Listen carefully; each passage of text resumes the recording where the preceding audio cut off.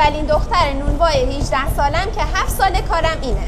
خیلی دوست دارم نونواییمون رو گسترش بدم تا بتونم محبت‌های پدرم رو جبران کنم. از تمام مردم ایران میخوام از ما دوتا نونوای کوچولو انقدر حمایت کنن که این پستمون ویوی میلیونی بخوره. من 18 سالم و خواهرم 12 سالشه که کنار پدرمون با هم نونوایی کار میکنیم. واقعا نونوایی برای ما دوتا دختر تو این گرما شغل خیلی سختیه، ولی واقعا خیلی دوستش داریم. در کنار پدرم کار کردن حس خیلی خوبی برام داره.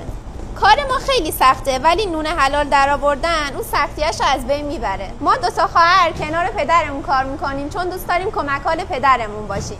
این نونو من با عشق براتون درست میکنم. واقعا آدم همچین دختری رو میبینه باید با جون و دل ازش حمایت کنه. سمانه خانم انقدر انرژیش خوب بود، انقدر خفن بود. از تهران فقط اومدم ازش یه ویدیو بگیرم، ازش حمایت کنم. واقعا دمتون گرم. دارید قربون شما، مرسی، محبت داریم. اگه دوست داشتین قدم سرچشمه ما بذارین، تشریف بیارین نونوای ما از ما نون بگیرین، آدرس ما استان گیلان، بخش سنگر، جاده کوچه اصفهان به سنگر، روستای چنچه، نانوایی عباسی. چه ساعتی پخت دارید؟ ما صبح از ساعت 6 تا 8 هستیم و بعد از ظهر 4 تا 7 غروب.